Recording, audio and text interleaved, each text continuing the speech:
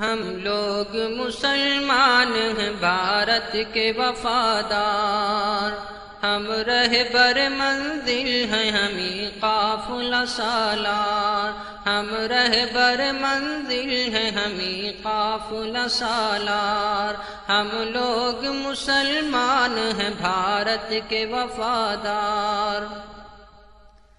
آزادی کی آواز اٹھائی تھی ہمیں نے، اور ریشمی تحریک چلائی تھی ہمیں نے، باپو کی صدا اونچی اٹھائی تھی ہمیں نے، اس ملک کی تقدیر جگائی تھی ہمیں نے۔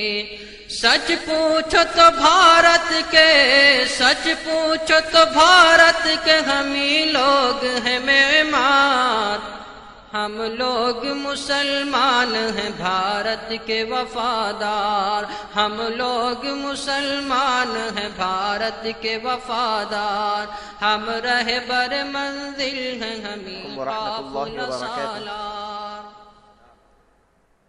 انگریزوں سے ہم اعوذ باللہ من الشیطان الرجیم،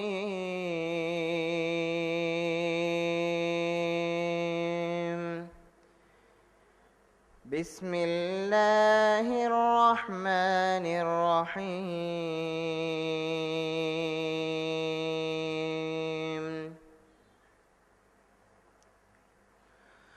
الرحمن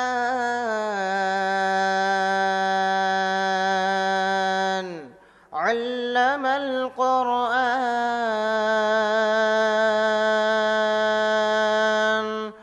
خلق الإنسان،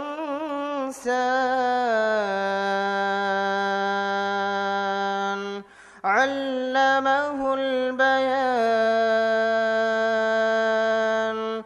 الشمس والقمر بحسبان، والنجم والشجر يسجدان، والسماء رفعها ووضع الميزان، ألا تطغوا في الميزان، وأقيموا الوزن بالقسط ولا تخسروا الميزان، والأرض وضعها للأنام، فيها فاكهة والنخل ذات الأكمام، والحب ذو العصف والريحان،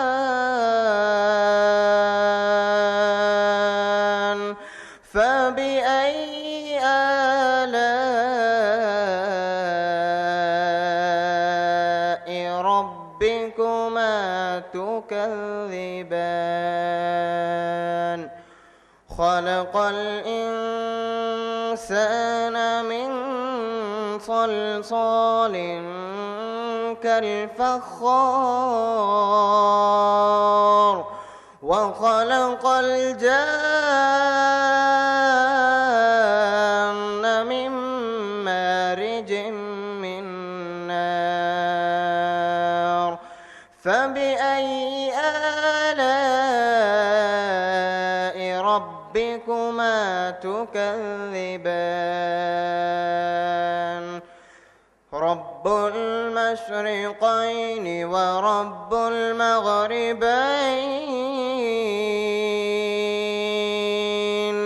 فبأي آلاء ربكما تكذبان؟ مرج البحرين يلتقيان، بينهما برزخ لا يبغيان، فبأي آلاء ربكما تكذبان؟ يخرج منهما اللؤلؤ والمرجان فبأي آلاء ربكما تكذبان وله الجوار المنشآت في البحر كالأعلام فبأي آلاء ربكما تكذبان كل من عليها فان فبأي آلاء ربكما تكذبان.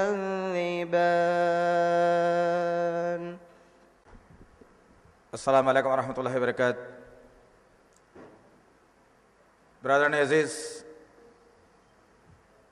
ابھی آپ نے حافظ جواز سے ایک خوبصورت لحن میں قرآن مجید کی تلاوت سماعت فرمائی. اب ہم چلتے ہیں آگے کی طرف. اب پروگرام 8:30 بجے سے انشاءاللہ تعالیٰ ہم شروع کرنے کی بات کی تھی. 8:30 بجے سے انشاءاللہ تعالیٰ ہم اب پروگرام کے آغاز کی طرف ہم جا رہے ہیں.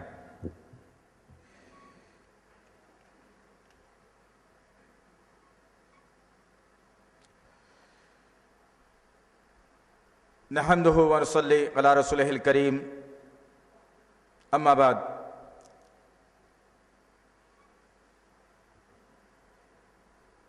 ولا تهینوا ولا تحزنوا انتم الأعلون ان کنتم مؤمنین. ربی اشرح لی صدری ویسر لی امری واحلل عقدۃ من لسانی یفقہوا قولی. رب زدنی علما، آمین رب العالمین. سب سے پہلے ہمارے world human rights protection association کے ساؤتھ انڈیا پریزیڈنٹ علی جناب محمد اسماعیل حسین صاحب سے درخواست کروں گا کہ وہ ڈائس پر تشریف لائیں. محمد اسماعیل حسین صاحب کو اللہ تعالیٰ نے بڑی صلاحیتوں سے نوازا الحمدللہ، اور جن کو اللہ تعالیٰ نے ساؤتھ انڈیا کا world human rights protection association کا ماشاءاللہ پریزیڈنٹ بنایا. ماشاءاللہ یہ کافی بھاری ذمہ داری ہوتی ہے، اور آپ ماشاءاللہ اللہ کے کرم سے قوم کا درد رکھتے ہوئے آپ یہ کام کو بخوبی انجام دے رہے ہیں انشاءاللہ العزیز. اب میں فیض الدین اشرفی صاحب سے درخواست کرتا ہوں کہ وہ بھی ڈائس پر تشریف لائیں انشاءاللہ.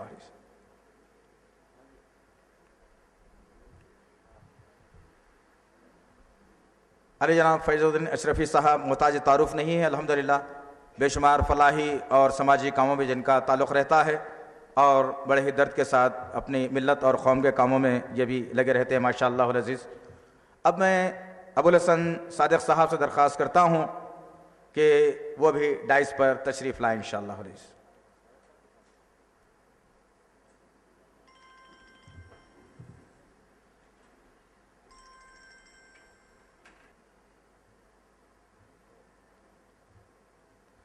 اب میں علی جناب ہر دل عزیز میرے قریبی میرے دوست جناب شاہد قریشی صاحب سے درخواست کرتا ہوں کہ ڈائس پر تشریف لائیں.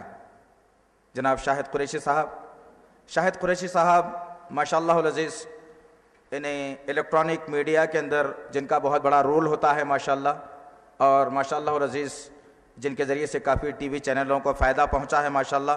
آپ الحمدللہ ایک سینئر جرنلسٹ کی حیثیت رکھتے ہیں ماشاءاللہ العزیز آپ، اور حیدرآباد کے لیے کوئی محتاج تعارف نہیں ہے، اور الحمدللہ آپ بے شمار فلاحی اور اصلاحی کاموں میں بڑھ چڑھ کر حصہ لیتے ہیں. اب میں درخواست کرتا ہوں آج کے ہمارے اہم مقرر شعلہ بیان جوان سال مقرر، جن کے اللہ تعالیٰ نے زبان میں بڑی تاثیر دی ہے الحمدللہ، اور بہترین علم سے اللہ رب العزت نے جنہیں نوازا ہے، میں فضیلت الشیخ عبدالرحیم خرم جامعی سے التماس کرتا ہوں کہ وہ بھی ڈائس پر تشریف لائیں انشاءاللہ العزیز.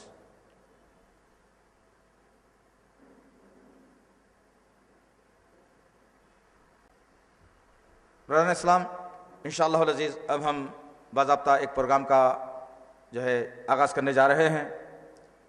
جیسا کہ آپ تمام اس بات سے واقف ہیں کہ آج کا جو عنوان رکھا گیا ہے وہ ہے ہندوستان کی آزادی میں مسلمانوں کا کردار۔ انہیں جو ملک میں رہ رہے ہیں، بس رہے ہیں ہم، اس میں ہمارے اسلاف نے کیا کارنامے انجام دیے تھے، کس طریقے سے اس ملک کو بچانے کے خاطر انہوں نے قربانیاں دی تھیں، ہمارے فضیلت الشیخ عبدالرحیم خرم جامعی سے آپ تفصیلی سن سکیں گے انشاءاللہ۔ تو عزیزان محترم، اب پروگرام کے آغاز سے قبل ہم چاہتے ہیں کہ یہ پروگرام کا مقصد کیا ہے اور اس پروگرام کے اندر آپ کو کیا کیا چیزیں سننے کو ملیں گی۔ میں چند اشعار کے ذریعے سے ان چیزوں کو آپ کو سمجھانے کی کوشش کروں گا انشاءاللہ العزیز۔ تو ایک نظم ہے، اس نظم کو ہم سماعت کرنے کے بعد انشاءاللہ تعالیٰ پھر ہم ہمارے آج کے مقرر سے ہم تقریر بھی سنیں گے، اور پھر ہمارے جو ذمہ داران ہیں انشاءاللہ تعالیٰ ان سے بھی ہم معلومات حاصل کر سکیں گے انشاءاللہ تعالیٰ۔ تو ابھی میں آپ کے سامنے ایک نظم پیش کرنے جا رہا ہوں جس کے اشعار بڑے عمدہ اور زبردست ہیں۔ انشاءاللہ آپ بغور سماعت فرمائیں انشاءاللہ العزیز، تاکہ آپ کے علم میں اضافہ ہوگا اور آپ کو فائدہ ہوگا اور معلومات بھی ہوں گے انشاءاللہ العزیز۔ بسم اللہ الرحمن الرحیم۔ ہم لوگ مسلمان ہیں بھارت کے وفادار، ہم رہبر منزل ہیں ہمیں قافلے سالار۔ آزادی کی آواز اٹھائی تھی ہمیں نے اور ریشمی تحریک چلائی تھی ہمیں نے۔ باپو کی صدا اونچی اٹھائی تھی ہمیں نے، اس ملک کی تقدیر جگائی تھی ہمیں نے۔ سچ پوچھو تو بھارت کے ہمیں لوگ ہیں معمار، ہم لوگ مسلمان ہیں بھارت کے وفادار۔ انگریزوں سے ہم لوگوں نے لڑ کے لڑائی، آزادی یہ بھارت کے لیے جان گنوائی۔ سینوں پہ بھی ہم ہی نے لوگوں نے گولی بھی ایک کھائی، ہر معرکہ دیتا ہے گواہی میرے بھائی۔ مت بھولو یہ واقعہ ہے ناقابل انکار، ہم لوگ مسلمان ہیں بھارت کے وفادار۔ صد پارہ دامن وفا کس نے کیا ہے، یہ تعمیر یہ حسین تاج محل کس نے دیا ہے۔ مینار قطب کا یہ بتا کس نے دیا ہے، یہ لال قلعہ ہم نے دیا ہے۔ شاہد ہیں ہمارے کہیں مسجد کہیں مینار، ہم لوگ مسلمان ہیں بھارت کے وفادار۔ ہم شاہ ظفر ہیں ہمیں اکبر ہمیں بابر، ہم شاہ ظفر ہیں ہمیں اکبر ہمیں بابر۔ اشفاق ہمیں ہیں ہمیں ٹیپو ہمیں حیدر، ہم شوکت و محمود مدنی ہمیں جوہر۔ دشمن سے رہے برسر پیکار سراسر، ہم ہی محبان وطن قاتل غدار، ہم لوگ مسلمان ہیں بھارت کے وفادار۔ کلیر میں بریلی میں ہمیں پاک پٹن میں، کلیر میں بریلی میں ہمیں پاک پٹن میں، سرہند میں دیوبند میں ہمیں تھانہ بھون میں، اجمیر میں دہلی میں ابد اور دکن میں، سمجھو کہ ہمیں لوگ ہیں تعمیر وطن میں۔ وابستہ ہمیں سے ہے یہاں کی عظمت کردار، ہم لوگ مسلمان ہیں بھارت کے وفادار۔ تاریخ سے پوچھو میری عظمت کا نشانہ، تاریخ سے پوچھو میری عظمت کا نشانہ، گایا ہے ہمیں نے صدا بھارت کا ترانہ۔ کارگل میں بھی ہم لوگ رہے شانہ بشانہ، کارگل میں بھی ہم لوگ رہے شانہ بشانہ، ہم ہی نے بنایا تھا مخالف کو نشانہ۔ انصاف سے کہہ دو، انصاف سے کہہ دو ہے یہاں کون وفادار، ہم لوگ مسلمان ہیں بھارت کے وفادار۔ سچ پوچھو کہ یہ بڑے اچھے اشعار ہیں، اسے آپ توجہ کے ساتھ سنیے انشاءاللہ تعالیٰ، پتہ چلے گا کہ وفادار کون ہے اور غدار کون ہے انشاءاللہ تعالیٰ۔ خلاصے کی ضرورت نہیں ہے، خلاصے کے لیے میرے ذمہ دار موجود ہیں انشاءاللہ۔ سچ پوچھو تو اندرا جی کی ہتیا کی ہے کس نے، سچ پوچھو تو اندرا جی کی ہتیا کی ہے کس نے، راجیوں کو بھی بم سے اڑایا تھا یہ کس نے، نہروں پہ بھی پستول چلایا تھا یہ کس نے، باپو کا ہوا قتل تو یہ بھی تو کیا کس نے، یہ کس نے کیا گرم یہاں ظلم کا بازار، ہم لوگ مسلمان ہیں بھارت کے وفادار۔ ہم لوگ مسلمان پابند شریعت، اللہ نے بخشی ہے ہمیں حسن بصیرت۔ اسلام کا پیغام ہے پیغام اخوت، ہم اہل وطن سے نہیں رکھتے کبھی کدورت۔ محسن ہیں ہمیں ملک کی تاریخ کے شاہکار، ہم لوگ مسلمان ہیں بھارت کے وفادار، ہم رہبر منزل ہیں ہمیں قافلے سالار۔ اب میں آپ کے درمیان سے ہٹنا چاہوں گا اور میں آج کے ہمارے اہم مقرر فضیلت الشیخ عبدالرحیم خرم جامعی سے التماس کرتا ہوں کہ وہ آئیں اور آج کا اہم عنوان ہندوستان کی آزادی میں مسلمانوں کا پر ہم سب کو جو ہے مخاطب فرمائیں. لیکن ان کے آنے سے پہلے میں ایک شعر کے ذریعے سے ان کا استقبال کرنا چاہوں گا. جب پڑا وقت وطن پر تو جب پڑا وقت وطن پر تو لہو ہم نے دیا. جب پڑا وقت وطن پر تو لہو ہم نے دیا. جب بہار آئی تو کہتے ہیں کہ تیرا کام نہیں ہے. لہٰذا میں عبدالرحیم خرم صاحب سے درخواست کرتا ہوں کہ وہ آج کے اہم عنوان پر ہم سب کو مخاطب فرمائیں. السلام علیکم ورحمۃ اللہ وبرکاتہ.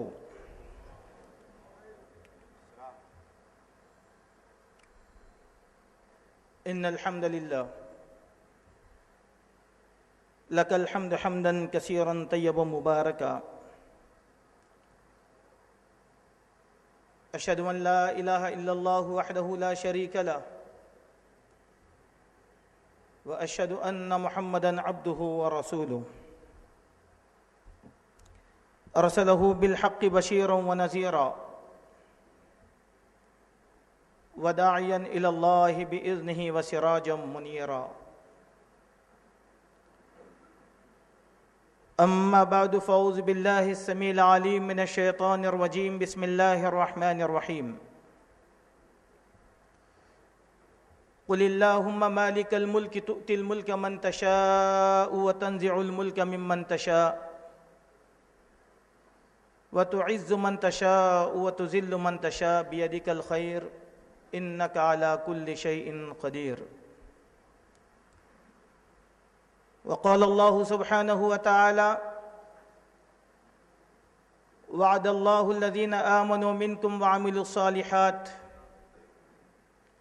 لَيَسْتَخْلِفَنَّهُمْ فِي الْأَرْضِ.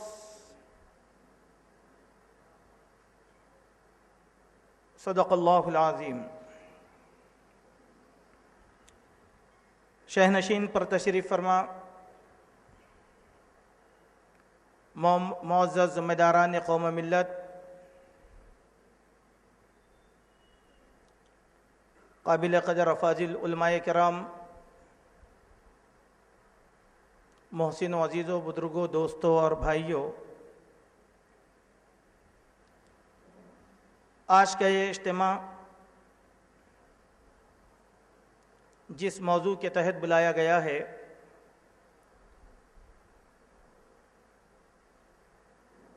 یہ موضوع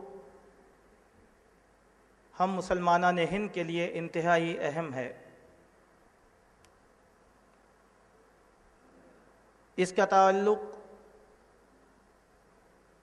ہماری عظیم الشان اس زندگی سے ہے وہ سنہرا دور، عروج کا وہ کامیاب دور جو 1000 سال تک اللہ تبارک و تعالیٰ نے ہندوستان کی سرزمین پر ہمیں عطا کیا تھا.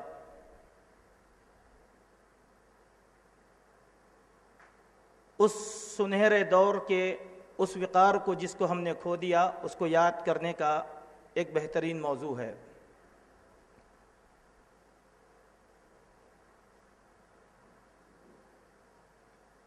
انسانی زندگی میں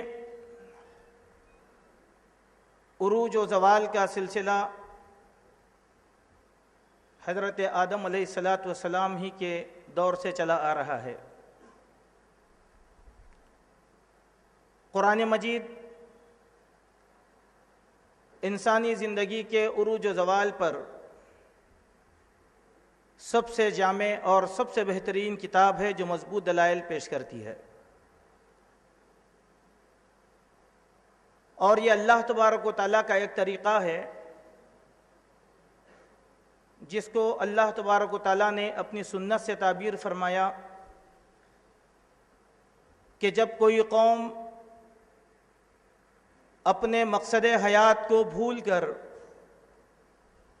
انجانی اور غافلوں کی زندگی گزارنا شروع کر دیتے ہیں تو ایسی قوموں کو اللہ تبارک و تعالیٰ زوال سے دوچار کر دیتے ہیں. کیونکہ اللہ تبارک و تعالیٰ نے کسی بھی قوم کو بے مقصد پیدا نہیں کیا. ہر قوم کو مقصد حیات دے کر بھیجا اور اس قوم کے مقصد حیات کو طے کرنے کے لیے انبیاء اور رسول کو اللہ تبارک و تعالیٰ نے مبعوث فرمایا۔ جب جب قوموں نے انبیاء کے اس پیغام کو بھلا دیا تو اللہ تبارک و تعالیٰ نے ان قوموں کو دوسری قوموں کے تحت طیخ کر دیا۔ قرآن مجید میں اللہ تبارک و تعالیٰ نے کئی ایک قوموں کا تذکرہ فرمایا۔ سب سے بڑی قوم جس کا تذکرہ قرآن میں کیا گیا وہ نبی زادوں کی قوم بنی اسرائیل ہے۔ اس بنی اسرائیل کو اللہ تبارک و تعالیٰ نے خیر امت کے لقب سے ملقب کیا تھا، اور وہ سب سے بہترین امت اس معنی میں قرار دیے گئے تھے کہ اللہ نے انہیں نمازوں کے قائم کرنے، زکوٰۃ کو ادا کرنے، نیکی کی حکمرانی اور برائی سے روکنے کے لیے خیر امت بنایا تھا۔ ان ذمہ داریوں کے ساتھ اللہ نے کائنات کی بہت سی نعمتیں بنی اسرائیل پر نچھاور کر دیا، لیکن جیسے جیسے زمانہ گزرتا گیا اپنی ان ذمہ داریوں سے بنی اسرائیل نے تغافل اختیار کیا تو اللہ نے اس امت سے خیر امت کے تاج کو کھینچ لیا اور حضرت عیسیٰ کی قوم کے حوالے کر دیا، اور حضرت عیسیٰ کی قوم کو حکم دیا کہ اب وہ ان ذمہ داریوں کو ادا کریں جن ذمہ داریوں کو دے کر بنی اسرائیل بھیجے گئے تھے۔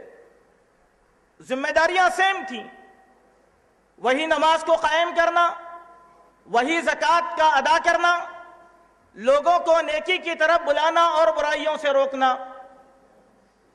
چلتے چلتے نصرانیوں نے بھی اپنی اس ذمہ داریوں کو فراموش کر دیا، تو اللہ تعالیٰ نے خیر امت کا لقب، خیر امت کے اعزاز کا تاج ان سے کھینچا اور بنو اسماعیل میں محمد رسول اللہ صلی اللہ علیہ وسلم کے سر پر اس تاج کو پہنا دیا کہ اب امت محمدیہ سب سے بہترین قوم خیر امت قرار دی گئی۔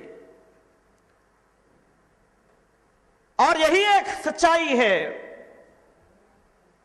کہ جب مسلمانوں نے پوری دنیا کے اندر اللہ نے انہیں جو وقار دیا تھا، انہیں جو اعزاز دیا تھا، انہیں جو سربلندی عطا فرمائی تھی، تعجب ہوتا ہے کہ عرب کے ریگزاروں سے نکل کر اسلام پوری دنیا کا منفرد مذہب بن چکا تھا۔ روئے زمین ایسا کوئی خطہ نہیں تھا کہ جہاں پر اسلامی سلطنت کے پرچم بلند نہیں کیے گئے، عرب گیا تھا۔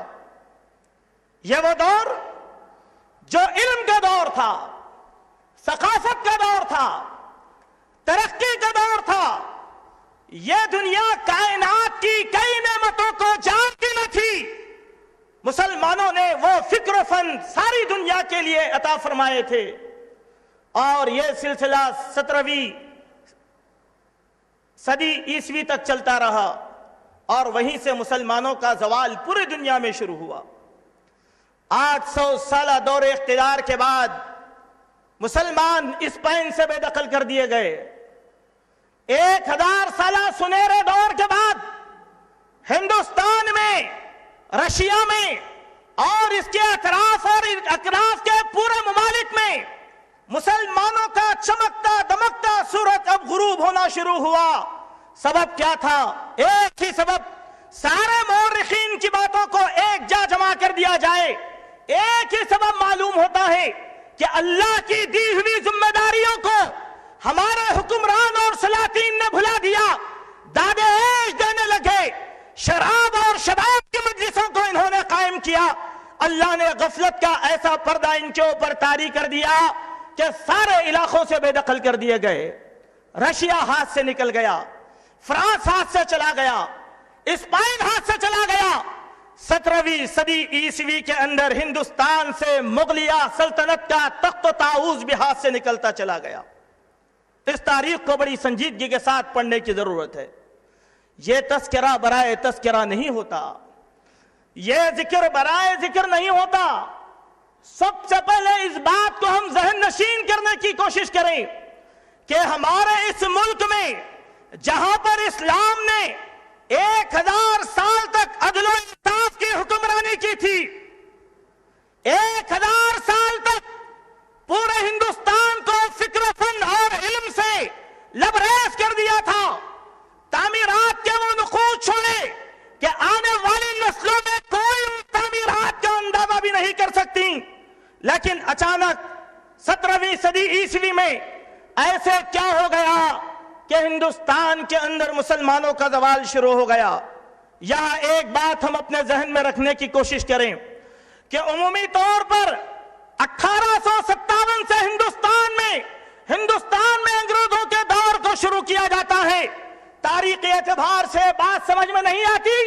अंग्रेजों का तसल्लुत हिंदुस्तान में 17वीं सदी ईसवी के आखिर और 18वीं सदी के इब्तदाई दौर से हिंदुस्तान में अंग्रेजों का सिलसिला शुरू हो गया था। यहीं से हक व बातिल की मारी की आरई शुरू हो जाती है। अंग्रेज और मुसलमानों में तसादुम शुरू हो जाता है। वो किस तरीके से आए, मैं तारीख के कुछ हकायक को सच्चाई की रोशनी में मैं आपके सामने बयान करने की कोशिश करूंगा। मेरे मोअज़्ज़ज़ सामईन, यहां बहुत सी बातें ऐसी आएंगी जिसमें कुछ तल्ख हकायक भी होंगी, लेकिन बड़े सब्र और तहम्मुल से हमें कबूल करना पड़ेगा। कहीं ऐसी बातें भी आएंगी जिन बातों को हमें अंधेरों में रखा गया और हम उन्हीं बातों में भटकते रहे, लेकिन तारीख की यह सच्चाई है।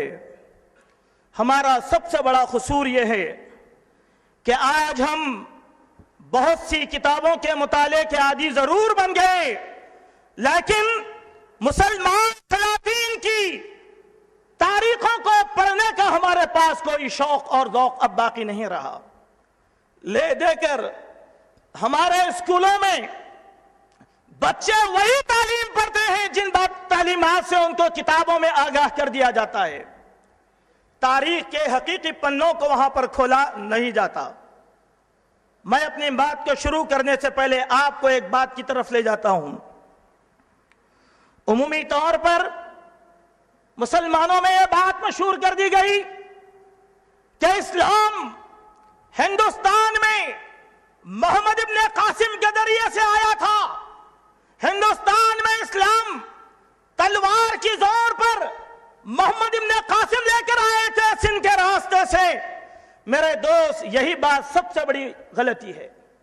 यह तारीख की समझ में सबसे बड़ी गलती है। हरगिज नहीं। हिंदुस्तान में यह हिंदुस्तान की यह हैसियत नहीं थी। उस जमाने में न सेकुलरिज्म था, न सेकुलरिज्म का तस्वुर था। यह पूरा मुल्क जो बिना किसी तकसीम के अफगानिस्तान की सरहदों से निकलता हुआ आज के मशरक़ी पाकिस्तान और मगरबी पाकिस्तान का पूरा हिंदुस्तान था, कोई तकसीम नहीं थी। उस दौर के अंदर इस्लाम अरब दाई और मुबल्लिगीन के जरिए से हिंदुस्तान के अंदर आया था। यह तारीख की सबसे बड़ी सच्चाई है। यह तारीख की सबसे बड़ी सच्चाई है। सैयदना अबू बकर के दौर में इस्लाम के काफिले हिंदुस्तान आ चुके थे। हजरत उमर बिन खत्ताब से लेकर खिलाफत राशिदा के वो सुनहरे दौर तक हिंदुस्तान में मुसलमान आ चुके थे। अमीर माविया के दौर और अमीर माविया के बाद उनके बेटे यजीद इब्न माविया के दौर तक 23 सहाबा ऐसे थे जो मुस्लिम हुक्मरानी के पैगाम लेकर यहां इस सरजमीन के अंदर आ चुके थे। उसके अलावा साहिल मालाबार पर अरब ताजिर आ चुके थे जिनके अखलाक हमीदा और जिनके औसाफ से मुतासिर होकर यहां के बड़े बड़े लोगों ने इस्लाम कबूल किया था। यह एक तारीख की सच्चाई है। आए 17वीं सदी हिजरी ईसवी से मैं अपनी बात को शुरू करना चाहता हूं کہ 17ویں صدی کا یہ وہ دور تھا جہاں پر مغلیہ سلطنت کا سورج غروب ہو رہا تھا. اورنگزیب عالمگیر کی پھیلی ہوئی وسیع حکمرانی اور وسیع سلطنت چلتے چلتے کمزور پڑتی جا رہی تھی. سکھوں اور مرہٹوں نے مغلیہ سلطنت کی کمزوری کو دیکھ کر اپنے سر اٹھانا شروع کر دیے تھے. اس دور کے مجدد سید شاہ ولی اللہ محدث دہلوی رحمت اللہ علیہ، جو مغلیہ دور کے آخری دور کے مجتہد تھے، انہوں نے ان حالات کا بغور جائزہ لیا. کچھ کرنا چاہتے تھے لیکن پھیلی ہوئی بدامنی کو دیکھ کر اس بات کو ضروری سمجھا کہ بجائے دوسری اقوام سے صفے آرا ہونے سے بہتر ہے کہ مغلیہ دور میں جو غلطیاں سلاطین نے کر چکی تھی سب سے پہلے ان کی اصلاح کر دی جائے تاکہ مسلمان دیندار بن جائے اور اسلام پر واپس آئے، پھر بعد میں ان سے معرکوں کا مسئلہ حل کرنے کی کوشش کریں.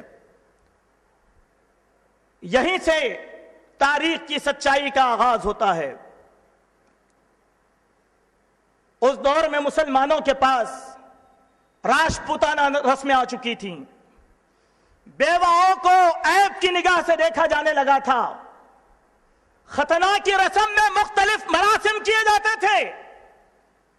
عقائد کے اندر بہت کمزوری آ چکی تھی. سید شاہ ولی اللہ محدث دہلوی رحمت اللہ علیہ نے اپنی کتابوں اور رسالوں کے ذریعے سے ان باطل نظریات کا جم کر مقابلہ کیا. شاہ صاحب کے 4 بیٹے تھے. انہوں نے بات کا کام اپنے بیٹوں کے سپرد کر دیا، جن میں شاہ عبد القادر، شاہ رفیع الدین اور شاہ عبد العزیز اور شاہ عبد الغنی ہیں. ان کی اولاد کے بڑے بڑے کارنامے مسلمانوں کے اندر ہیں. سب سے پہلے شاہ صاحب کا کارنامہ یہ تھا کہ قرآن مجید کو فارسی میں ترجمہ کر دیا تھا. پھر ان کے بیٹے نے قرآن مجید کا سب سے پہلا اردو ترجمہ کیا تھا. یہ پوری امت پر سب سے بڑا احسان تھا. ان کے بیٹے شاہ عبد العزیز نے دیکھا کہ اب مسلمانوں پر یہ ظلم و ستم ہو رہا ہے کہ ہر طرف سے ان کے خلاف آوازیں بلند ہو رہی ہیں، تو شاہ عبد العزیز نے یہ ضروری سمجھا کہ اب ہندوستان کی حفاظت کی ذمہ داری کا بیڑا اٹھایا جائے. انہوں نے اپنے بھتیجے سید شاہ اسماعیل شہید کے ہاتھ کو تھاما. اپنے داماد شاہ عبد الحی کو اور بریلی سے تشریف لائے ہوئے سید شاہ احمد شہید کو، جو سید شاہ احمد شہید شاہ عبد العزیز کے شاگرد بنے، ان کو ایک جٹ جمع کیا اور جمع کرنے کے بعد پورے ملک کی حالات سے انہیں آگاہ کر دیا. پورے ملک کی حالات سے. اس سے پہلے یہاں ایک بات ہم سمجھنے کی کوشش کریں گے کہ اس دور میں سب سے پہلے سر اٹھانے والے جو اقوام تھے ان میں سر فہرست جن کا نام آتا ہے وہ سکھ اور دوسرے مرہٹے تھے. انہوں نے مغلیہ سلطنت کی اینٹ سے اینٹ بجا ڈالی. دیکھتے ہی دیکھتے وہ ریاستیں ان کے ہاتھوں سے نکل گئیں. سکھوں نے بہت ظلم کیا تھا مسلمانوں کے اوپر. ان کے ظلم و استبداد کی تاریخ کو یہاں بیان کرنا اسی لیے مقصود نہیں ہے کہ مختصر وقت میں اشارتاً بہت سی باتیں آپ کو بتانا ہے. سکھوں کا ظلم بہت بڑھتا گیا. पंजाब के इलाकों में सिखों ने बड़ा जुल्म किया। इनके साथ एक तीसरी ताकत थी, वो अंग्रेजों की थी। कहीं सिखों ने, कहीं मरहटों ने और फिर कहीं अंग्रेजों ने। सबसे पहले अंग्रेज अपने साथ इंग्लिस्तान से 7,000 सिपाहियों का लश्कर लेकर हिंदुस्तान आए थे।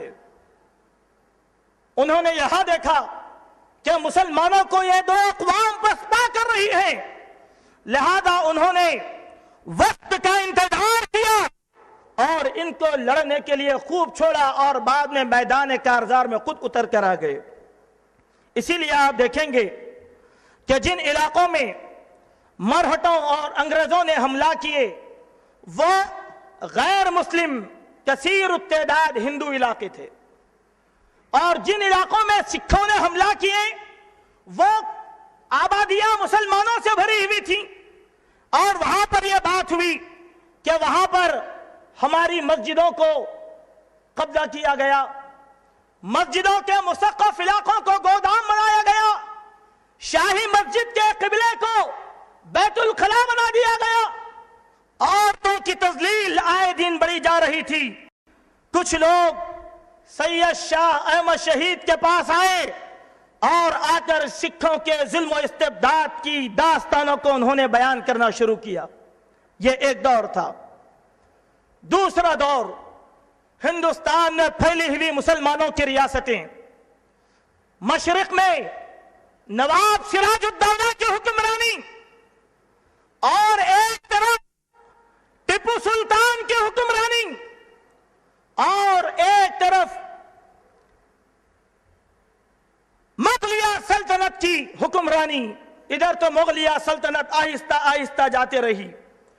अंग्रेजों ने जब यह देखा तो उन्होंने अपनी सियासत पर अमल किया और उनकी सियासत का उसूल था फूट डालो और तमाशा देखते रहो, फूट डालो और तमाशा देखते रहो।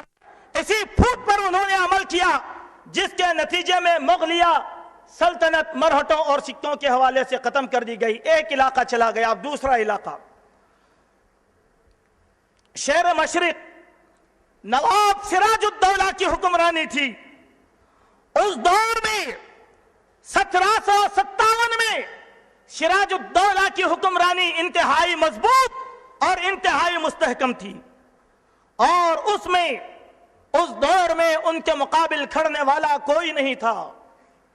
जब उन्हें इस बात की इत्तला मिली, अंग्रेज की सरकशियों की इत्तला मिली, तो वो अंग्रेजी लश्कर के आगे बंद बांधना शुरू कर दिया, उनके अरसे हयात को तंग करके रख दिया। हुआ ये कि उनकी फौज से मीर जाफर ने उनके साथ गद्दारी की और अंग्रेज से जा मिला, जिसके सबब नवाब सिराजुद्दौला की हुक्मरानी खत्म हो गई, वो जवाल पजीर हो गई। अंग्रेज जहां पर कामयाब हो गए। हिंदुस्तान में अंग्रेज के इख्तिदार का तीसरा मरहला था टिपू सुल्तान का दौरे हुकूमत, जिन्हें शेर मैसूर कहा जाता है।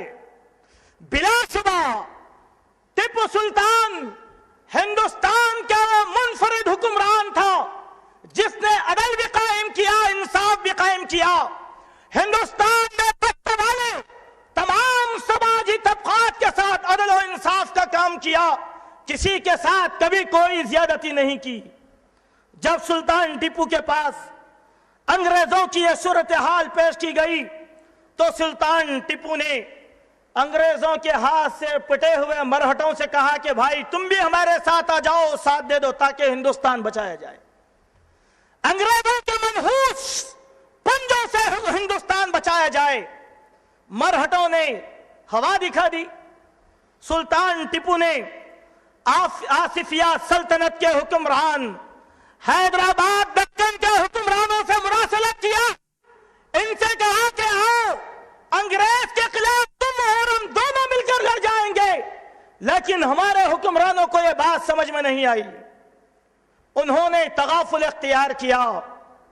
टिपू सुल्तान मजबूर होकर खुस्तुनतुनिया में कायम उस्मानी सल्तनत के हुक्मरानों से मदद मांगी और उनसे कहा कि आओ मुस्लिम मुसीबतों की सूरत हाल ये है, तुम भी हमारी मदद के लिए आओ। चारों तरफ से इमदाद करने वाला सुल्तान टीपू के सामने कोई न था।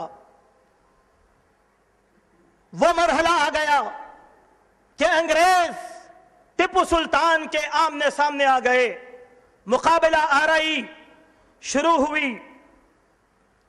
यहां पर टीपू सुल्तान के साथ मीर सादिक ने गद्दारी की। मीर सादिक ने गद्दारी की, अंग्रेज के साथ जाकर मिल गया और टीपू सुल्तान के वो खुफिया राज उनको फराहम कर दिया। खुद सुल्तान टीपू के महल का रास्ता मीर सादिक ने बतला दिया।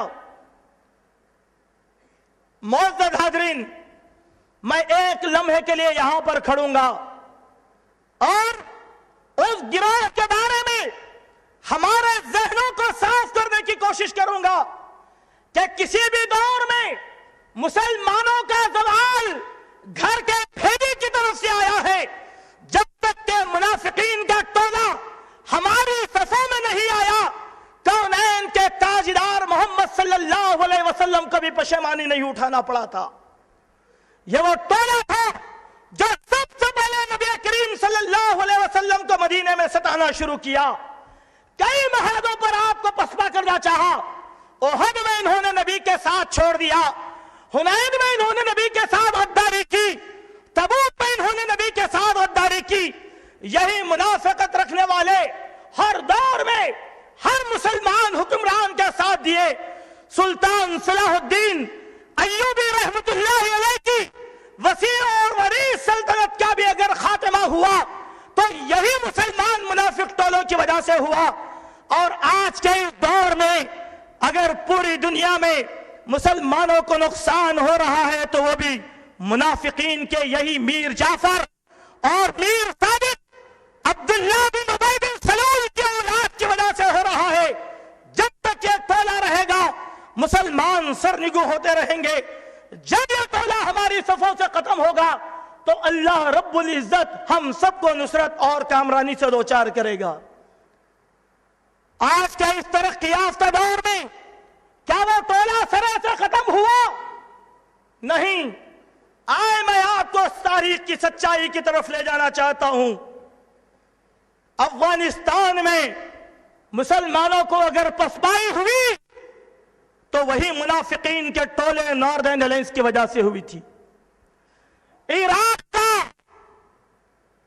तख्त ताऊस लुटा तो ऐसे ही मुनाफिकीन की वजह से हुआ। और आज मसर में जो कुछ भी हो रहा है ऐसे ही मुनाफिकीन की वजह से हो रहा है। हर तरफ मीर जाफर और मीर सादिक की औलाद फैली हुई है। इस औलाद ने हिंदुस्तान में मुसलमानों को बड़ी तकलीफ पहुंचाई। हमारा वो हिंदुस्तान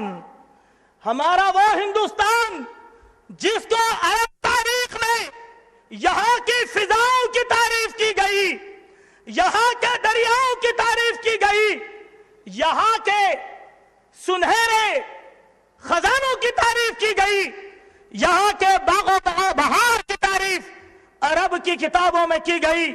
वो हिंदुस्तान जिस पर फतह का ख्वाब प्यारे नबी सल्लल्लाहु अलैहि वसल्लम ने देखा, उस हिंदुस्तान को इन लोगों ने तय तय करके रख दिया था। हमारे अपनों ने, यह एक तारीख की सच्चाई है जिसको मैंने आपके सामने बिल्कुल इख्तिसार के साथ पेश किया। टिप्पू सुल्तान कैद कर लिए गए, टिप्पू सुल्तान कैद कर लिए गए। मीर सादिक को अंग्रेजों ने फिर भेजा कि जाओ जाकर सुल्तान टिप्पू से सुलह का मुआहिदा करो।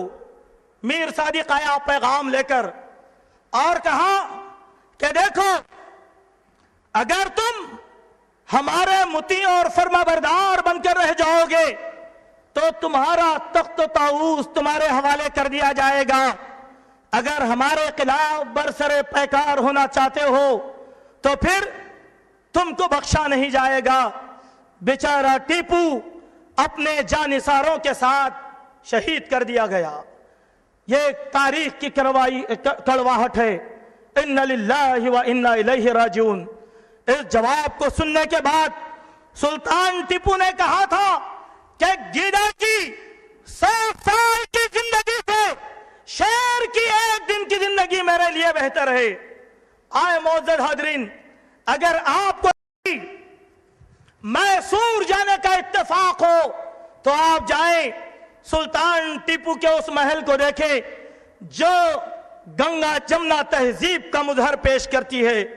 तमाम अक़वाम के आंख वहां पर किए गए हैं, कोई भेदभाव वहां पर नहीं था। अब इन रियासतों के खात्मे के बाद पूरे हिंदुस्तान में अंग्रेजी साम्राज्यत का तोती बोलना शुरू कर दिया। न मराठों की हुकूमत रही, न सिखों का इख्तियार रहा, न मुसलमानों की हुकूमत रही। सारे इलाकों को अंग्रेज ने अपने चंगुल में कस लिया था। पूरे हिंदुस्तान पर अंग्रेजी साम्राज्यत का मनहूस चेहरा जगमगाने लगा। जैसे ही अंग्रेजों ने यहां का इख्तियार संभाला तो जो काम उन्होंने इमरजेंसी में किए वो काम ये थे कि सबसे पहले उन्होंने ईस्ट इंडिया कंपनी को यहां पर कायम किया। इस कंपनी के जरिए से हिंदुस्तान की तरक्कियात पर खदगने लगाई गई। यहां की रईयत जिस आजादी से जिंदगी गुजारती थी उनकी आजादियों को सल्ब कर लिया गया। किसानों को उनकी जमीनों से बेदखल कर दिया गया और जानवरों से बदतर उनके साथ सलूक किया गया और नाजायज तौर पर उन पर लगान लगा दी गई।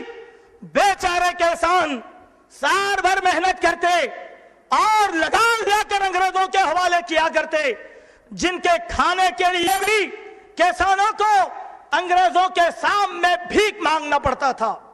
जमीन हमारी, मेहनत हमारी, फसल हमारी, कब्जा अंग्रेज का हमारी जमीनों के ऊपर हो गया।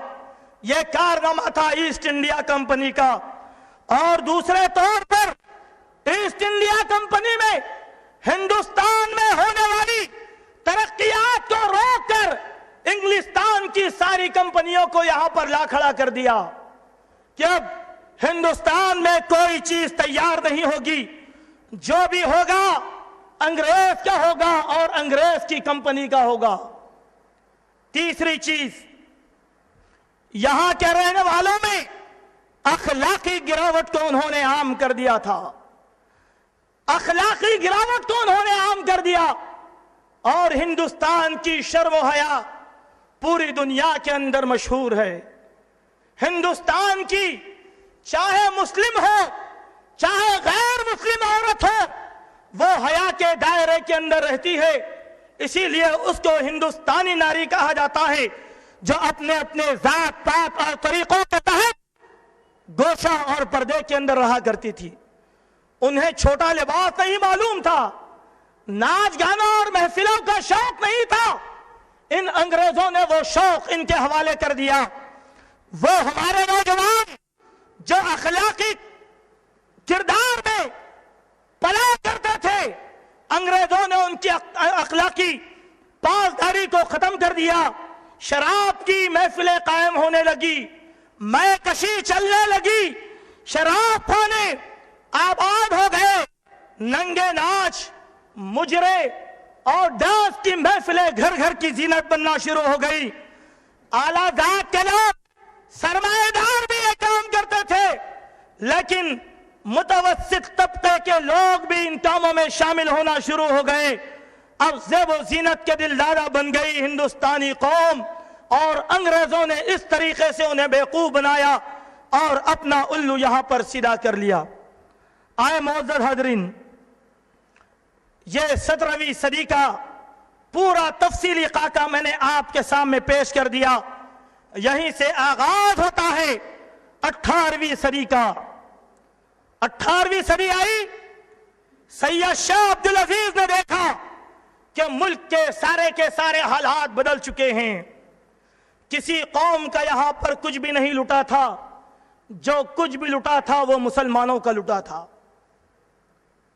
किसी कौम का कुछ भी नहीं लुटा था, जो भी लूटा गया वो मुसलमानों का लूटा गया था। इसीलिए अंग्रेज के खिलाफ मुस्लिम कौम हुई मुस्लिम कौम। क्यों? इनकी शान और शौकत खींच ली गई थी, इनकी हुकूमतें खींच ली गई थी, इनके घरों से इन्हें बेदखल कर दिया गया था। दुख सबसे ज्यादा मुसलमानों को हुआ था, किसी और कौम को यहां पर दुख नहीं हुआ। इस सच्ची हकीकत को देखकर बड़े गौर व खौफ के बाद सैयद शाह अब्दुल अजीज रहमतुल्लाह अलैह ने इज्तिमाई तौर पर एक फतवा जारी किया था ताकि मुसलमानों को हिंदुस्तान की हिफाजत के लिए जिहाद में शामिल किया जाए। वो फतवा यह था कि आहिस्ता आहिस्ता अब हिंदुस्तान दारुल हर्ब बन चुका है, अब हिंदुस्तान दारुल हर्ब बन चुका है। क्यों? यहां अब हमारी हुक्मरानी चलने वाली नहीं थी, अंग्रेज का सिक्का चलने लगा था। अंग्रेज चाहता था कि हर हिंदुस्तानी को गुलाम बना दिया जाए, अंग्रेज चाहता था हर हिंदुस्तानी को गुलाम बना दिया जाए। इन चीजों को देखकर शाह अब्दुल अजीज ने इस सदा को बुलंद कर दिया कि अब हिंदुस्तान दारुल हर्ब बन चुका है। लिहाजा लोगों का शऊर जागा, लोगों का शऊर जागा। फिर सबसे पहली तहरीक वजूद में आई, जिस तहरीक को तहरीक शहीदैन कहा जाता है और अंग्रेज की इस्तिलाह में वहां भी मोमेंट ऑफ इंडिया का वजूद अमल में आया। यहीं से तारीख की सच्चाई आपको बताना मकसूद है। मेरे दोस्तों, यहां कुछ लम्हे के लिए मैं आपके सामने खड़ूंगा, बाद में दूसरी तफसील बताऊंगा। 1947 में अंग्रेज के मनहूस कब्जों से हम आजाद हो चुके। मुसलमानों ने और हिंदुओं ने जो हिंदुस्तान की हिफाजत करना चाहते थे उठे और अंग्रेज के खिलाफ ऐलान जंग किया, ऐलान जंग किया। यह हिंदुस्तान आजाद हुआ। महात्मा गांधी, पंडित जवाहरलाल नेहरू, मौलाना आजाद आखिरी दम तक हिंदुस्तान की आजादी का दर्द देते रहे। लेकिन अदल की बात करो, इंसाफ की बात करो कि इस आजादी के बाद भी क्या आज हम आजाद हैं? क्या इस आजादी के बाद भी हम आजाद हैं? आज की सियासत की मैं आपके सामने बात कर रहा हूं। ह्यूमन राइट्स के जिम्मेदार, इंतहाई जिम्मेदार यहां पर बैठे हुए हैं। इनकी जिम्मेदारी में मैं ये बात कहना चाहता हूं कि आज हिंदुस्तान वही गुलामी के अंदर आ गया जिस गुलामी से अंग्रेजों ने हमको दो चार किया था। एक ईस्ट इंडिया कंपनी को भगाने के लिए हमने मेहनत की, आज हिंदुस्तान का सोबा ईस्ट इंडिया कंपनी के चुंगल में आ चुका है। बताओ, जमीन हमारी, फसल हमारी नहीं रही, जमीन हमारी, नफूस हमारे, लेकिन आज पूरे हिंदुस्तान में चाइना का माल बिकता है। आज हिंदुस्तान लिवर लिमिटेड बाहर का प्रोडक्ट हमारे सामने लाकर बेचता है। यही नहीं, एमवे कंपनी अमेरिकन वो आकर हमारे मुल्क में कदम जमा चुकी। क्यों भाई? क्या हमारे भारत के वासी इतने कमजोर हो गए कि वो कंपनियों को चलाने की ताकत नहीं रखते? अगर हमारे पास खाने का तेल भी आता है तो ऑस्ट्रेलिया से आ रहा है, आलू भी आ रहे हैं तो बाहर से आ रहे हैं। ये क्या है मेरे दोस्तों? इसीलिए माजिद देवबंदी ने कहा था, ज़हन आजाद हो तो बाद बने। एक आजादी मिल गई लेकिन ज़हन आजाद हो तो बाद बने। आज ये सुपर मार्केटों का जो दौर दौरा हमारे सामने चल रहा है, ये सब क्या है? ये वही देन है जो अंग्रेज ने दिया था। एक खूबसूरत पैराहन पर हमारे गलों में फिर डाल दिया गया। सोचो बात को कि हम किधर जा रहे हैं। आए अब तारीख की उस सच्चाई की तरफ मैं आपको लाना चाहता हूं कि अब सैयद शाह अहमद शहीद रहमतुल्लाह अलैह ने पूरे हिंदुस्तान में अलम जिहाद को बुलंद किया था। मुल्क की सरहदों के लिए ऐलान जिहाद किए थे तो वो मुल्क के मुजाहिद थे, लेकिन आज उसी लक़ब को मुसलमानों के खिलाफ क्यों इस्तेमाल किया जा रहा है? क्या कभी हमने सोचने की कोशिश किया?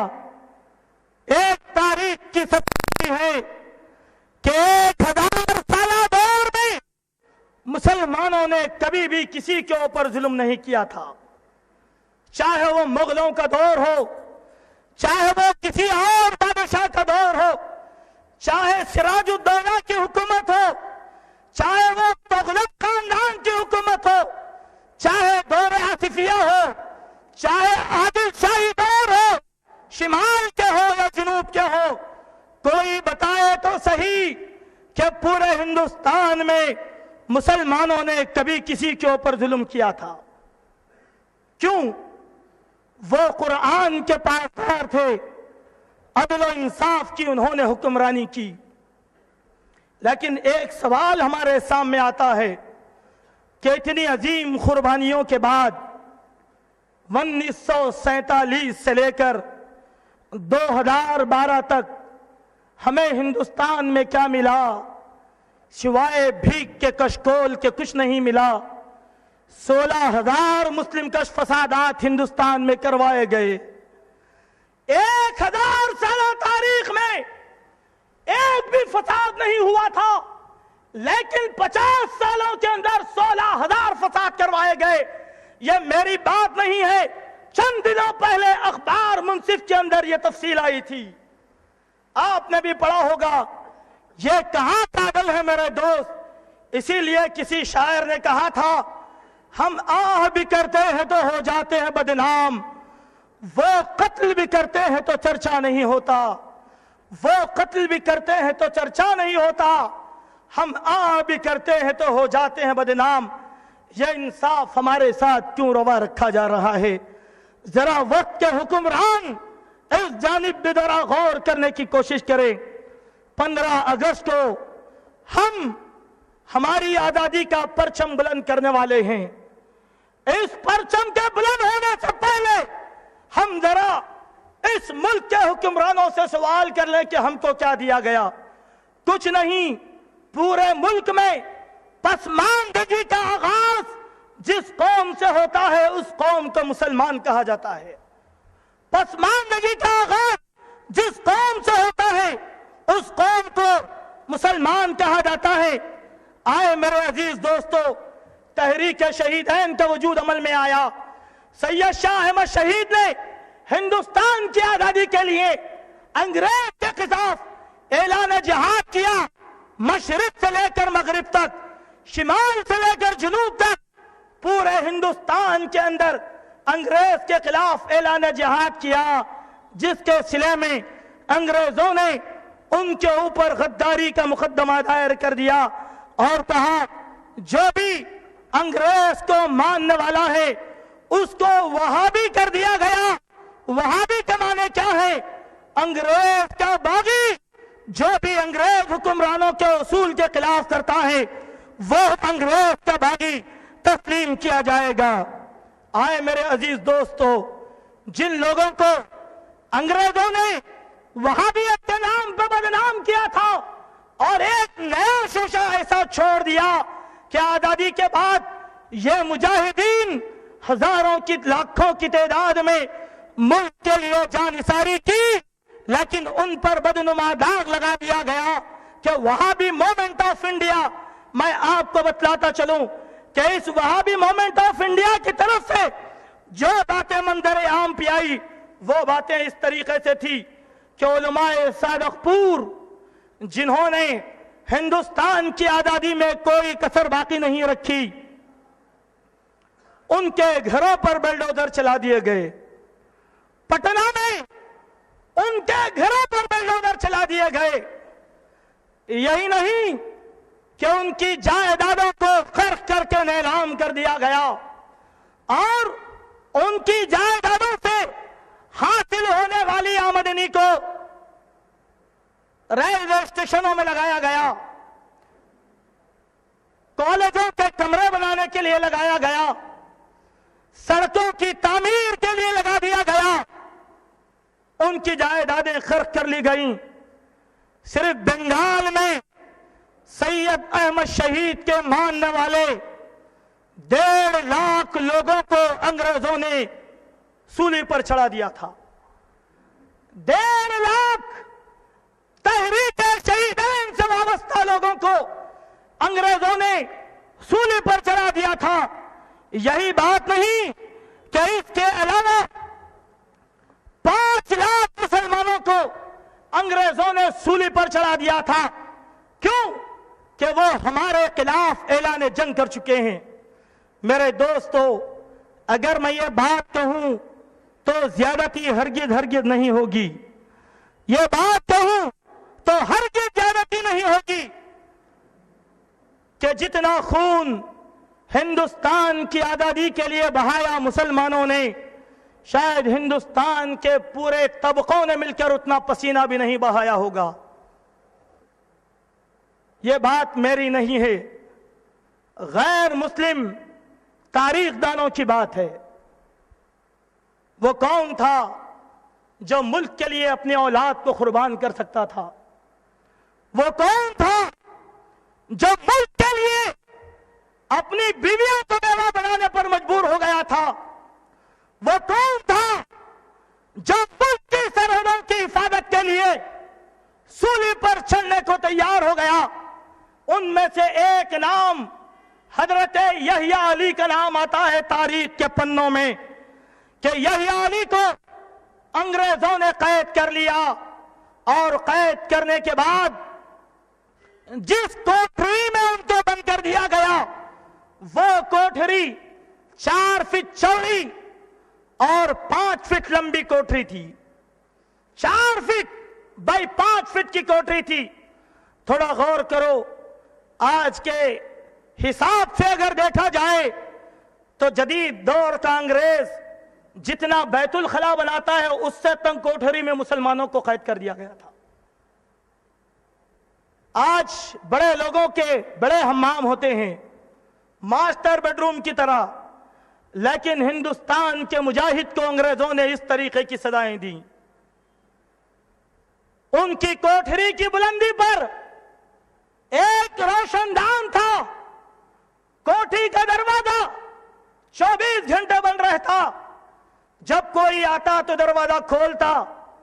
दिन के औकात में यहिया अली से रहट चलाने का काम लिया जाता, जिसकी वजह से वो कमजोर पड़ गए और पेशाब से खून जारी हो गया। उसी हालत में उनका इंतकाल हुआ। एक बूढ़े ज़ईफ निहत्ते ने इतनी अजीम कुर्बानी क्यों दी थी? इतनी अजीम कुर्बानी क्यों दी थी? थोड़ा सा गौर करने की बात है कि हम अगर अपने इन बड़ों की तारीख को भुला बैठेंगे तो फिर नतीजा हमारे हवाले है कि वो दौर भी देखा है, तारीख की आंखों ने, लम्हों ने खता की थी, सदियों ने सदा पाई और ये सदियां सदा पा रही हैं। ये सदियां सदा पा रही हैं। क्या आप चाहते हैं कि हम तो चले जाएंगे, हमारे जाने के बाद हमारी औलाद इसी गुलामी के तहत जिंदगी गुजारे? क्या हमें अंदाजा है कि हमारे चले जाने के बाद हमारी औलाद के साथ क्या नारवा सलूक किया जाएगा? क्या कभी हमने सोचा है? हरगिज नहीं मेरे दोस्तों।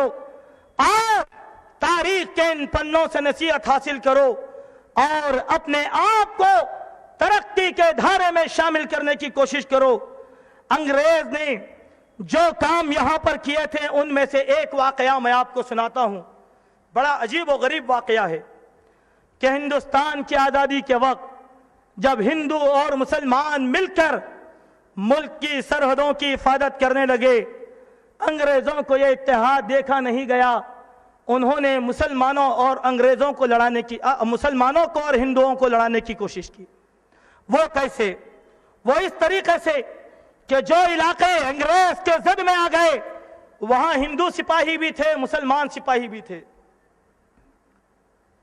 उन्होंने कुछ इस तरीके के कारतूस बनाए کہ اس کارتوس پر گائے کی اور خنزیر کی چربی کو چڑھا دیا. گائے کی اور خنزیر کی چربی کو چڑھا دیا. ہوتا یہ تھا کہ فائر کرنے سے پہلے کارتوس کو منہ میں لینا ہوتا تھا, منہ میں رکھنا ہوتا تھا. ہندوؤں کو جب یہ بات معلوم ہوئی تو انہوں نے کہا یہ ہمارے ساتھ کیا توہین ہے کہ ہماری گو ماتا کی چربی. اور مسلمانوں کو یہ غصہ آیا کہ وہ خنزیر جسے اللہ تبارک و تعالیٰ نے حرام کیا یہ لوگ ہمیں کھلانا چاہتے ہیں. یہاں ایک چال چلی مسلمانوں نے. وہ چال یہ تھی کہ روٹیوں کے ذریعے سے جہاں مسلم قافلے فوجیوں کے چھاؤنیاں تھی وہاں پر ایک پیغام بھیج دیا. پیغام یہ تھا کہ ایک وقت معین پر انگریز کے خلاف بغاوت کرنا ہے, انگریز کے خلاف بغاوت کرنا ہے. ہوا یہ کہ اسی طریقے سے انہوں نے یہ کام کیا اور آخری وقت میں انہوں نے ایک ساتھ اعلان جہاد کر دیا. جیسے ہی اعلان جہاد کیا ان کا جنرل بخت جو ایک پختہ عقیدے کا حامل تھا اس نے دہلی کے راج پر قبضہ کر لیا اور انگریز کو دہلی سے بھگا دیا. انگریز کے خلاف پہلا جہاد کامیاب ہوا. جنرل بخت نے پہلا حملہ کیا اور دہلی کو اپنے قبضے میں لے لیا. لیکن یہاں پر دہلی کو اپنے قبضے میں لینے کے بعد ان لوگوں نے مغلیہ سلطنت کے آخری حکمران بہادر شاہ ظفر کو راضی کر لیا کہ ابھی بھی وہ زمام قیادت سنبھال لیں, ابھی بھی وہ زمام قیادت سنبھال لیں. لیکن یہاں پر ایک بات ہوئی, بات یہ کہ پٹیالہ سے تعلق رکھنے والے سکھ فوجیوں نے انگریز کے ساتھ مل کر دوبارہ دہلی پر حملہ کیا, جس کی وجہ سے دہلی چھوڑ کر لوگوں کو بھاگنا پڑا. اور بہادر شاہ ظفر نظام الدین اولیاء کے مزار میں جا کر چھپ گئے اور ان کا بیٹا بھی وہیں چھپ گیا.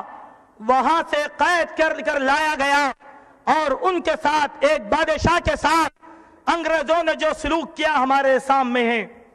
وہ سلوک یہ تھا کہ بہادر شاہ ظفر کو 3 دن تک بھوکا اور پیاسا رکھا گیا. 3 دن کے بعد بہادر شاہ ظفر نے کچھ کھانے کے لیے مانگا تو ان ظالموں نے کھانے کو کیا دیا, بہادر شاہ ظفر کے لخت جگر نور نظر کو قتل کر کے اس کا کلیجہ نکال کر تشت میں رکھا اور باپ کو کھانے کے لیے پیش کیا. باپ کو کھانے کے لیے پیش کیا. یہ ظلم کیا انگریزوں نے ایک بادشاہ کے ساتھ. اسی کے بعد بہادر شاہ ظفر کو ایک ننگے اونٹ پر بٹھا کر ہتھکڑیاں ڈالے ہوئے برما کے علاقے رنگون میں بھیج دیا گیا اور وہیں پر بہادر شاہ ظفر کو قید کر دیا گیا. اس قید میں بہادر شاہ ظفر نے کچھ اشعار لکھے تھے کہ عمر عزیز مانگ کے لائے تھے 4 دن, 2 آرزو میں کٹ گئے 2 انتظار میں, اتنا بد نصیب ظفر 2 گز زمین بھی مل نہ سکی کوئے یار میں. یہ غم بھرے غزل انہوں نے وہیں پر قید خانے میں لکھی تھی. آئے معزز حاضرین, میری تقریر کے اس آخری حصے میں میں آپ کے سامنے کچھ اور حقائق کو پیش کرنا چاہتا ہوں. وہ حقائق یہ ہیں کہ انگریز کا ساتھ دینے والے ہندوستان کے غداروں میں کن کن لوگوں کا شمار ہوا کرتا تھا. یہ بھی تاریخ کا ایک بہت بڑا حصہ ہے, کیونکہ بنا کسی غداری کے انگریز کامیاب ہونے والا نہیں تھا. اسی لیے انگریز نے یہاں پر داخلی ملک میں جہاں میر صادق اور میر جعفر کو پیدا کیا, وہاں پر ایک پیدا ہوا الہی بخش, اس نے بھی انگریز کا ساتھ دیا. اور سب سے بڑا جس نے انگریز کا ساتھ دیا وہ تھا غلام احمد قادیانی. اور غلام احمد قادیانی کا باپ غلام احمد قادیانی اپنی کتاب میں لکھتا ہے, میں تو وہ پودا ہوں जिसको अंग्रेज ने सेंच कर पाला है। इसीलिए अंग्रेज ने मिर्जा गुलाम अहमद का साथ लेकर जिहाद के खिलाफ फतावे लिखाए, किताबें लिखी और पूरे हिंदुस्तान के अंदर उसे मशहूर कर दिया। जब जनरल बख्श पसपा होकर नेपाल के जंगलों में भागे, अपने साथियों को लेकर दरियाए आरवी को बड़ी मशक्कतों से पार किया, तो गुलाम अहमद का बाप गुलाम मुर्तजा ने मुखबिरी की और अंग्रेज का साथ दिया। गुलाम अहमद खुद लिखता है कि ऐसे मौके पर मेरा बाप 50 घोड़सवारों को लिया और अंग्रेज की रहनुमाई करता हुआ जनरल बख्श के मुकाम की निशानदही की। तो उस वक्त वो मुजाहिदीन जो जंगलों में छुप रहे थे, इनकी गोलियों का निशाना बने, हजारों सिपाही मार दिए गए, सैकड़ों सिपाही बच गए जो जंगलों में रूपोश हो गए। अगर खादियानियों ने यह हरकत न की होती तो 100 साल पहले अंग्रेज हुक्मरान हिंदुस्तान से भाग गया होता। मुसलमानों ने जो कुर्बानियां दी, मुजाहिदीन ने जो कुर्बानियां दी, उन कुर्बानियों का नतीजा यह निकला कि 100 साल पहले अंग्रेज भागने पर मजबूर हुआ, लेकिन गुलाम अहमद कादियानी की वफादारी से 100 साल तक अंग्रेज दोबारा हमारे मुल्क में काबिज होकर रहा। यह गद्दारी का नतीजा था। इसी के साथ मुअज़्ज़ज़ हाज़रीन, आखिरी वक्त में चलते चलते एक और बात की तरफ आपकी रहनुमाई करना चाहता हूं। वो बात यह है कि जहां पर सैयद शाह अहमद शहीद रहमतुल्लाह अलैह के जानिसार दोस्तों ने मुल्क की आज़ादी के लिए मेहनत किया, वहीं पर देवबंदी उलमा में 2 उलमा के नाम लिए जाते हैं। एक मौलाना महमूदुल हसन साहब मदनी और दूसरे मौलाना उबैदुल्लाह सिंधी। इन दोनों लोगों ने भी तहरीक मुजाहिदीन का डटकर साथ दिया था। लेकिन क्या करें, यहां पर भी घर का भेदी ने लंका को ढा दिया था, लंका को ढा दिया था। इन्हीं के अपने खानवादे का एक आदमी जो उस जमाने में अंग्रेज का एक पुलिस ऑफिसर हुआ करता था,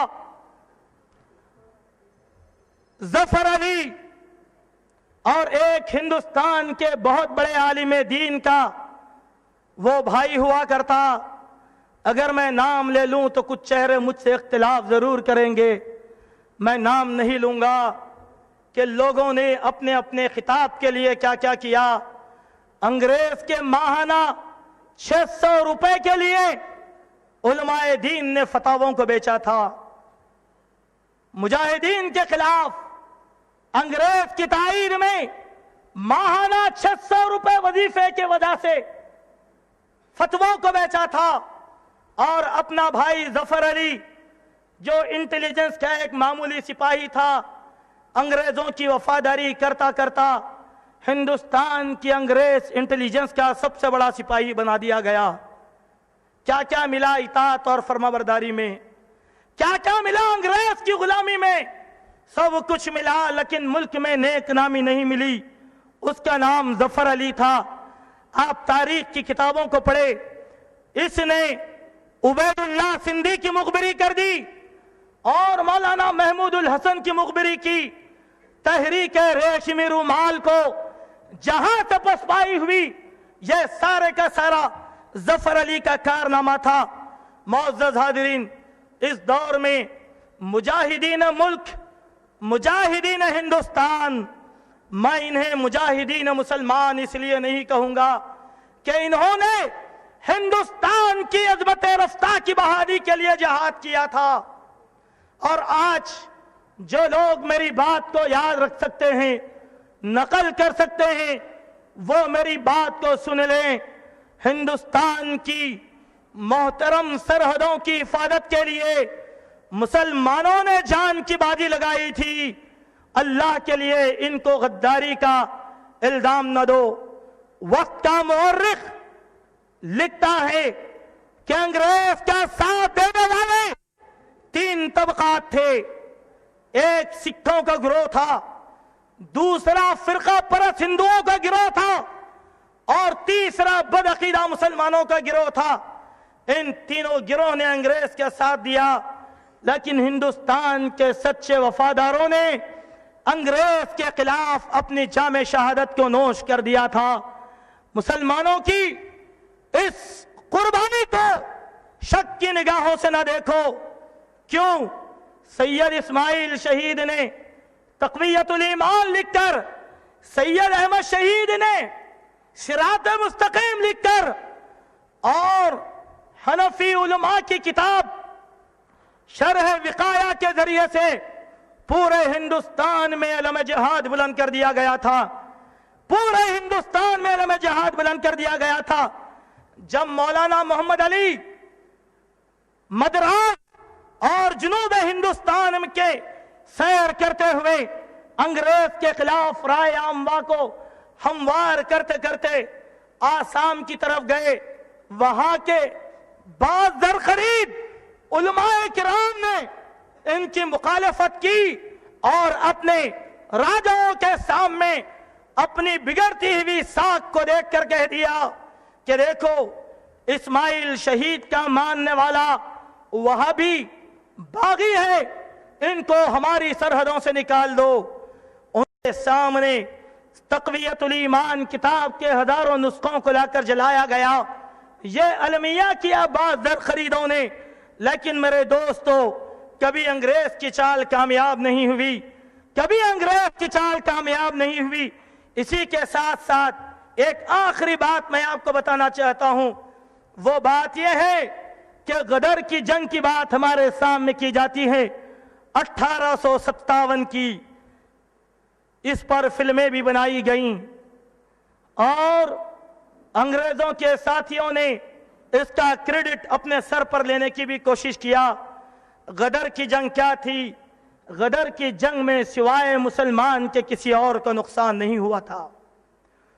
गदर की जंग में अंग्रेज के खिलाफ बरसरे पैकार कोई तबका था तो वह मुसलमानों का तबका था। आइए मैं अपनी आखिरी बात आपके सामने रख रहा हूं। अब आप जरा बताइए कि आज फिल्मों की शक्ल में जंग आजादी के नाम पर फिल्में बनाई जा रही हैं, लेकिन जरा बताओ, अदल की बात करो, सेंसर बोर्ड उन फिल्मों को इजाजत कैसे देता है जहां पर हिंदुस्तान के अंदर फिर भी मुसलमान को गद्दार वतन बताया जा रहा है? क्या वो लोग जिन्होंने फिल्म बनाई तो क्या सहरा उनके सर पर चढ़ गया?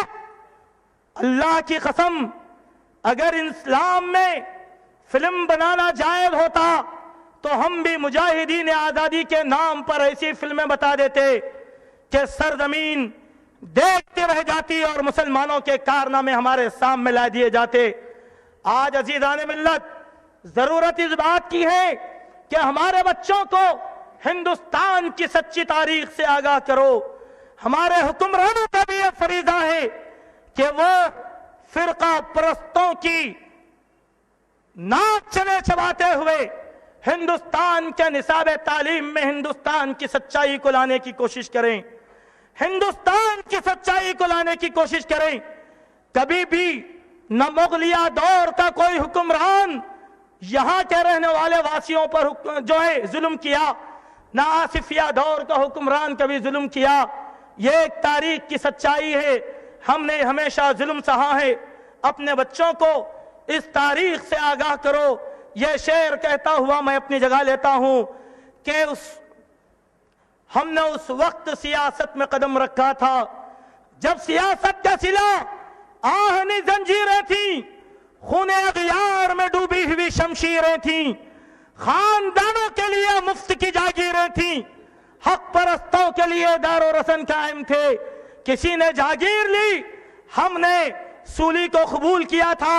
हमारी कुर्बानियों को हम याद करने की कोशिश करें। ये चंद हकायक थे जिसको चीदा चीदा इख्तिसारात के साथ मैंने आपके सामने बयान करने की कोशिश किया है। अल्लाह तबारक व तआला से दुआ है कि अल्लाह तबारक व तआला हम तमाम मुसलमानों की शान व शौकत को अल्लाह ताला वापस दे दे। अल्लाह ताला हर किस्म की जिल्लत से हमारी हिफाजत फरमाए। अल्लाह ताला ہمارے اس ملک کو امن کا گہوارہ بنا دے، حاسدین کے حسد سے بچا لے، ظالمین کے ظلم سے بچا لے۔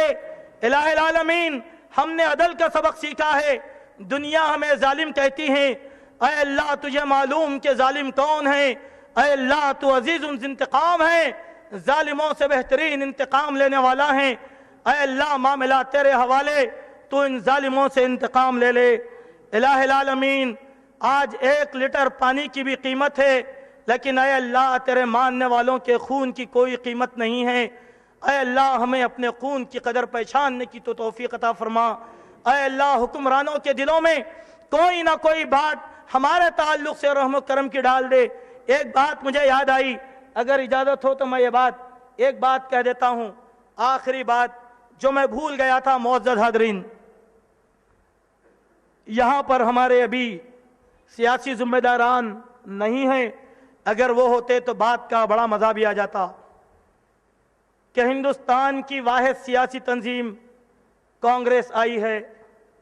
اس کانگریس کو مسلمانوں نے ہمیشہ اپنا خون جگر دے کر سنوارا ہے، چاہے وہ مولانا محمد علی جوہر ہوں، چاہے وہ مولانا ابوالکلام آزاد ہوں، چاہے وہ داؤد غزنوی ہوں، چاہے وہ مولانا ابراہیم میر سیالکوٹی ہوں، سب لوگوں نے کانگریس کی آبیاری کی تھی۔ لیکن اس کانگریس گورنمنٹ نے ہمارا جو سلوک کیا ہے وہ ہماری آنکھوں کے سامنے ہے کہ مسلمانوں کے ساتھ پچھلے 15 سالوں سے مذاق کیا جا رہا ہے کہ کبھی 5% اور کبھی 4% کے نام پر 15 سالوں سے ایک بھیک کا کشکول ہمارے ہاتھ میں دے دیا گیا۔ جو بھی آتا ہے، اگر میں اس کو کہوں تو یہ برا نہیں ہوگا کہ گویا مسلمانوں کو مندر کا گھنٹا بنا دیا گیا، جو بھی آئے ٹن ٹناٹن بجا لے اور چلے جائے، نہ وہ 4% ملا نہ 5% ملا۔